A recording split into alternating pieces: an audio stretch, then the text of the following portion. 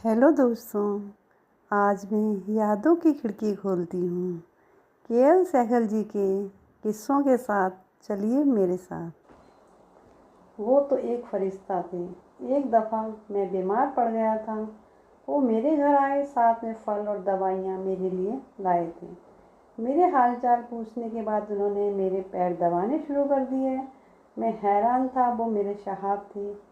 उनके मेरे पैर दबाना मेरे लिए बहुत भारी था। ये बात केएल सहगल साहब के ड्राइवर यूसुफ ने एक कॉलमिस्ट को बताई थी, और ये बातें करते वक्त यूसुफ की आंखें आंसुओं से भर आई थीं।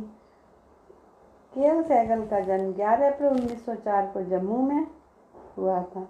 वो इतने शानदार गायक थे, उतने ही बेहतरीन और प्यारे इंसान भी थे।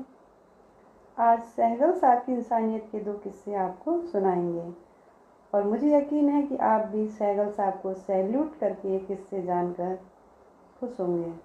पहला किस्सा साल 1945 के किसी महीने का है। मुंबई तब बॉम्बे के किसी अमीर आदमी ने विलियम फार्ले के अपने बंगले के उद्घाटन में फिल्म जगत की हस्तियों को भी इनवाइट किया था। सहगल साहब डायरेक्टर केदार शर्मा के साथ वहां गए थे। मेहमानों की अच्छी खासी भीड़ उस दिन वहां जमा हुई थी। अचानक सहगल साहब को कुछ अजीब सा महसूस होने लगा। उन्हें लगा कि शायद उनकी तबीयत सही नहीं है। वो केदार साहब के साथ पास ही मौजूद समुद्र के किनारे जाकर बैठ गए। शाम का वक्त था और सूरज डूब चुका था। हल्का हल्का अंधेरा छा चुका था। तभी सहगल साहब का ध्यान कुछ दूरी पर बैठे एक फ़कीर पर गया। वो फ़कीर हारमोनियम पर गज़ल गा रहा था। सहगल साहब और केदार शर्मा जी उस फ़कीर के पास जाकर बैठ गए और उसकी गज़लें सुनने लगे। सहगल साहब उस फ़कीर की गज़लें सुनकर बहुत खुश हुए। जब फ़कीर का गाना ख़त्म हुआ तब सहगल साहब ने उसके पैर छुए और अपनी जेब से 5,000, जी हाँ 5,000 रुपये निकाले और फ़कीर को दे दिए। इतनी बड़ी रकम देखकर केदार शर्मा भी दंग रह गए। ये लोग जब फ़कीर से थोड़ा दूर आ गए तो केदार शर्मा ने सहगल साहब से कहा, तुम्हें पता भी है तुमने उस फ़कीर को कितने रुपए दे दिए? सहगल साहब ने पंजाबी में जवाब दिया, ऊपर वाले ने कि मैनू गिन के देते सी। दूसरा किस्सा साल 1940 तक सहगल साहब की तबीयत काफ़ी ख़राब हो चुकी थी।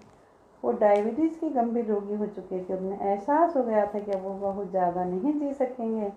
उन्होंने मुंबई छोड़ने का फ़ैसला कर लिया।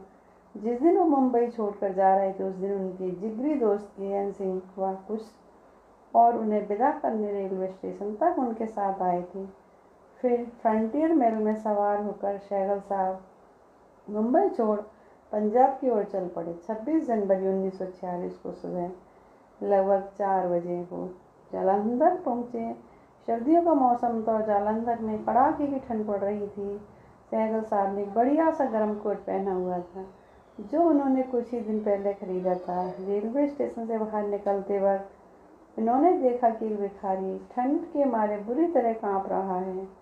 सहगल साहब ने अपना वो कोट उतारा और उस भिखारी को पहना दिया और 1800 रुपये भी दे दिए। सहगल साहब की रिश्तेदारी देखकर हैरान रह गए।